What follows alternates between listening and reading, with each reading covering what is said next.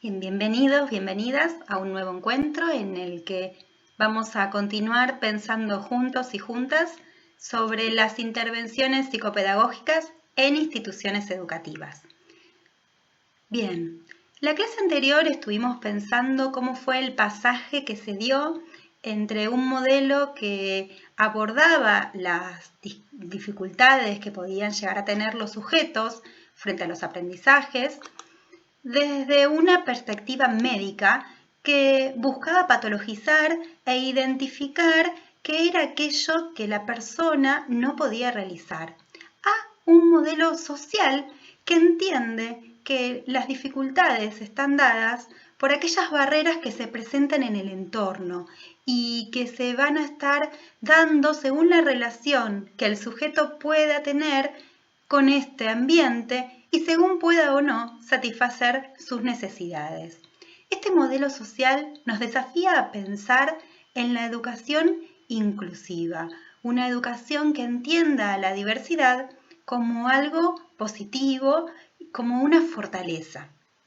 En el día de hoy vamos a centrarnos en un concepto muy importante para entender cómo es la mirada de la educación inclusiva, que es el concepto de las trayectorias escolares.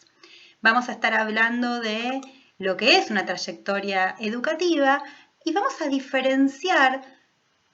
conceptos como el de trayectorias escolares teóricas y trayectorias escolares reales. Y por último vamos a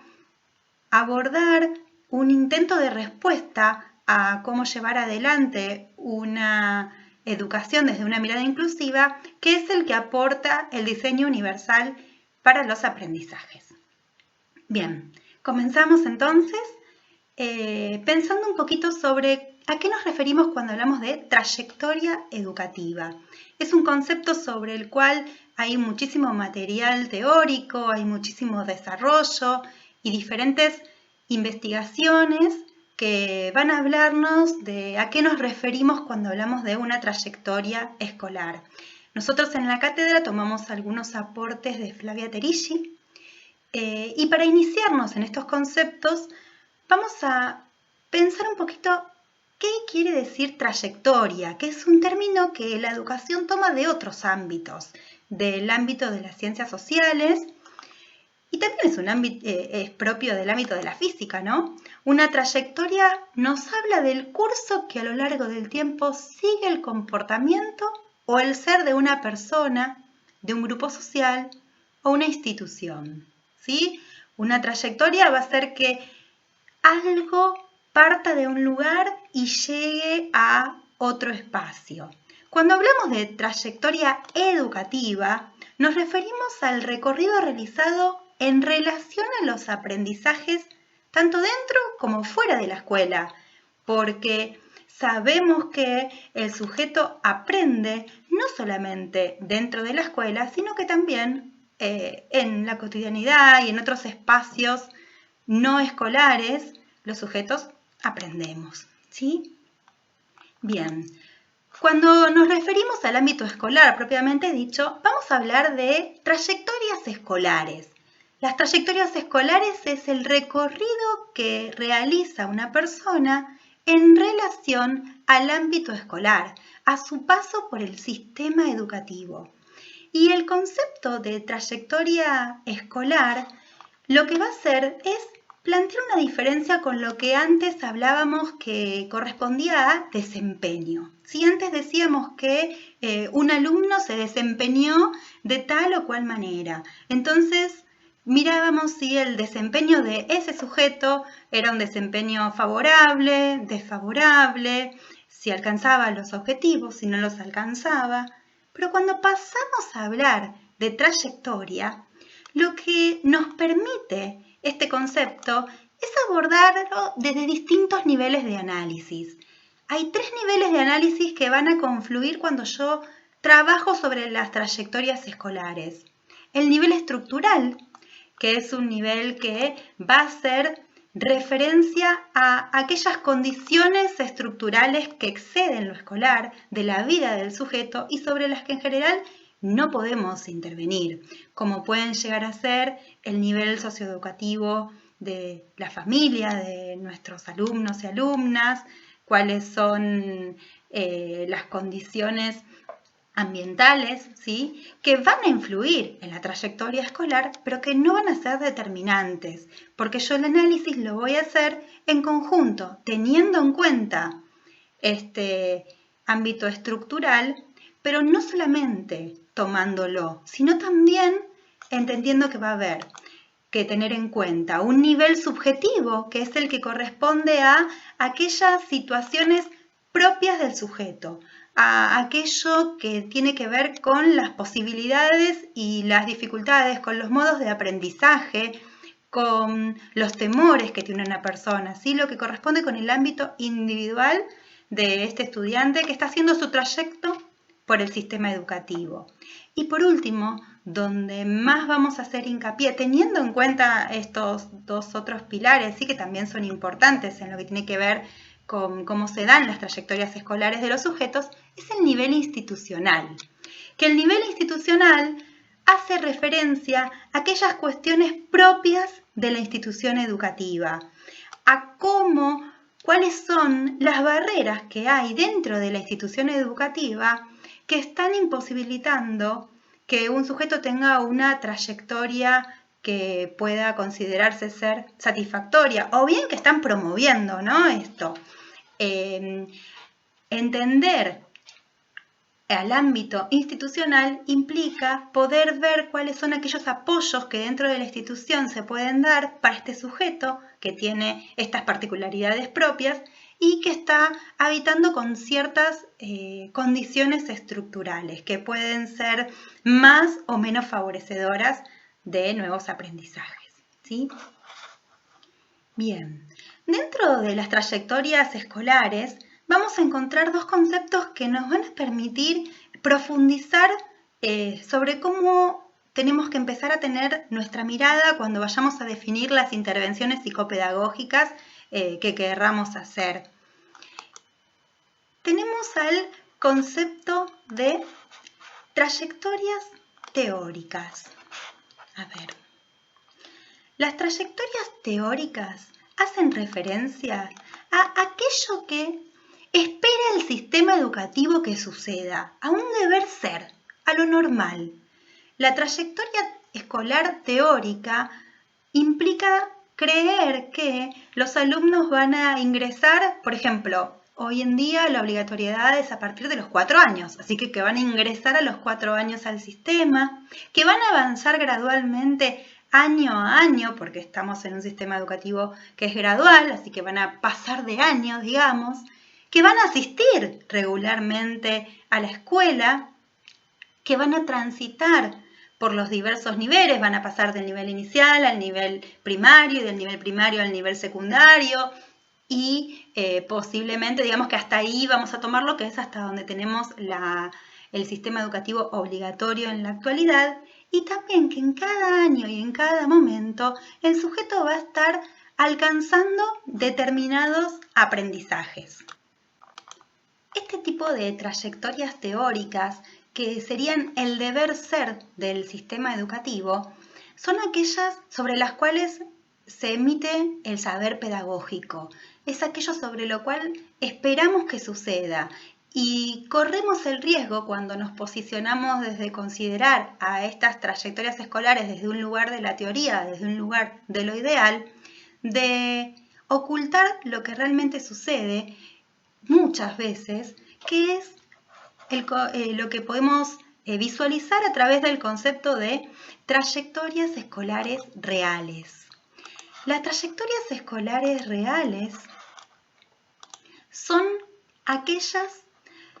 que reflejan modos heterogéneos y diferentes en los que los sujetos transitan el sistema educativo, ¿sí? Porque seguramente puede que un alumno no ingrese a los 4 años o a los 5, sino que ingrese a los 6, o que por cuestiones familiares no asista en primer grado, o que no asista regularmente, que no asista los días de lluvia, por ejemplo. Hay muchos casos en los que eso sucede,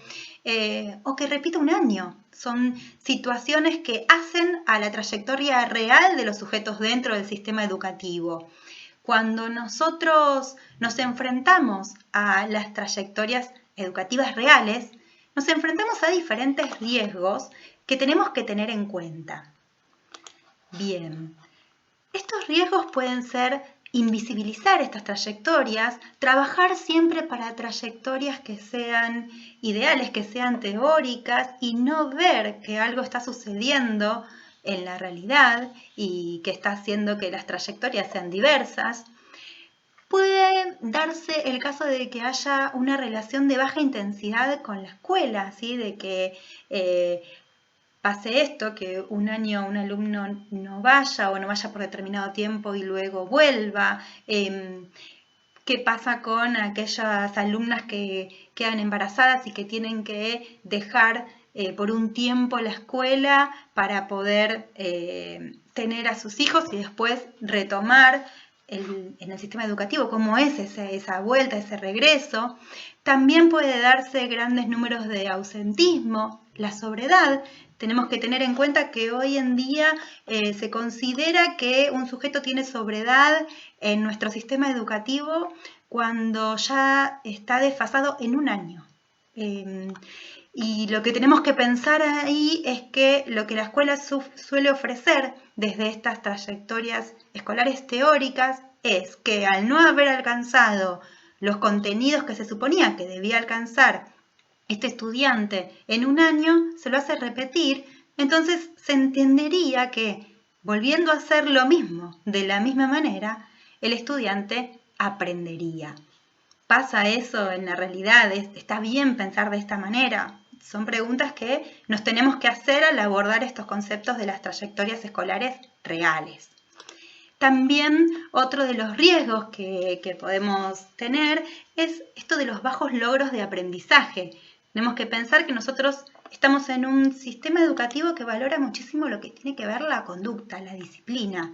Entonces, muchas veces, estudiantes que no tienen problemas de disciplina, pero que tienen bajos logros en los aprendizajes, no llegan a alcanzar lo esperado, los contenidos esperados para un año, pero como se portaron bien, como fueron buenos, como siguieron las pautas de clase, promueven y continúan avanzando en el sistema educativo teniendo aprendizajes que quizás no son lo que suponemos que por estar en determinado grado o nivel están teniendo, ¿sí? Bien. Entonces, el concepto de trayectoria escolar lo que nos va a permitir es entender que hay en el sistema ciertas condiciones institucionales que van a ser obstáculo para las trayectorias escolares reales de los alumnos y nos van a desafiar a que podamos encontrar la manera de intervenir de modo tal de movilizar estas situaciones institucionales que están naturalizadas y que de alguna manera entorpecen aquello que permitiría que las trayectorias reales sean satisfactorias. Y también lo que va a hacer es empezar a ver que en la diversidad tenemos cosas que son muy positivas y que las dificultades en los aprendizajes no la tengo que empezar a focalizar en qué le pasa a este sujeto, sino qué condiciones institucionales puedo yo favorecer para que todos los niños y las niñas que están en un grado, que están en un aula de los distintos niveles, puedan aprender. Y un poco para empezar a pensar cómo puedo hacer para que al modificar alguna de estas condiciones, al pensar alguna estrategia, aquello que yo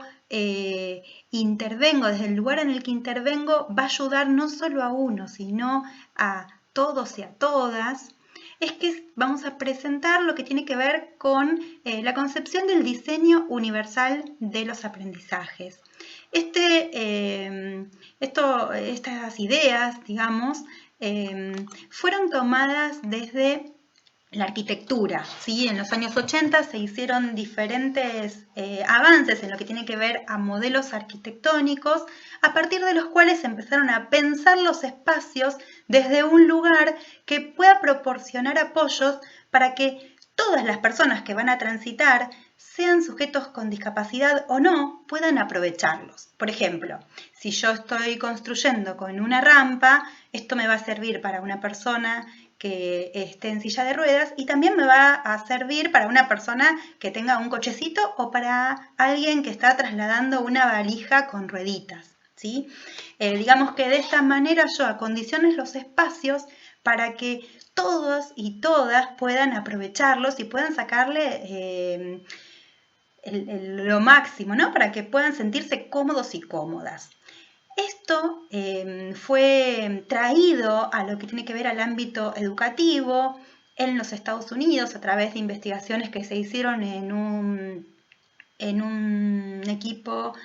psicopedagógico hospitalario, que empezaron a observar y empezaron a plantear que las dificultades no se encuentran en los sujetos, sino que hay barreras que pone el entorno y que impiden aprender. Y que entonces yo, cuando intervengo sobre el entorno, voy a estar haciendo que la experiencia de aprendizaje sea satisfactoria tanto para algún sujeto que hasta ese momento no estaba logrando aprender, como también para otro que quizás en determinado momento necesite un apoyo y hasta no nos demos cuenta. Lo que va a plantear es que todos los estudiantes pueden aprender y que las fuentes de las dificultades están en el contexto. Y entonces nos va a invitar a evitar las adaptaciones curriculares y empezar a pensar en que yo puedo presentar los contenidos desde múltiples maneras y puedo permitir también que los estudiantes expresen cómo aprendieron de diferentes formas y plantear siempre el para qué, no solo del docente, sino también el para qué quiere el estudiante, empezar a buscar incentivos para los estudiantes desde el lugar de ellos, ¿no? Entonces, el diseño universal del aprendizaje va a traer distintas opciones para poder trabajar. Y para que veamos un ejemplo, lo que puede suceder es que yo propongo realizar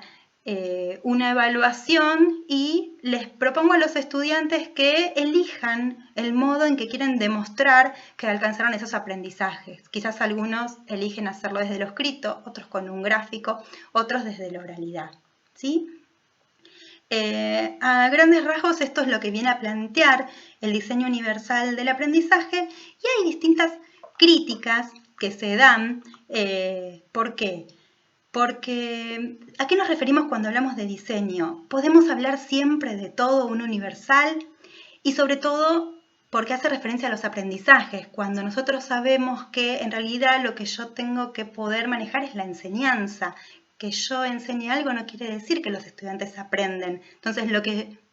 que quienes critican al diseño universal de aprendizaje plantean es que hace foco en los aprendizajes y no en los modos de enseñanza. Y también lo que van a plantear es que cuando se hace referencia a lo universal, no se tiene en cuenta que quizás pueda darse algún sujeto que necesite una adaptación y que no por eso y por decir, no, bueno, no hago adaptaciones curriculares,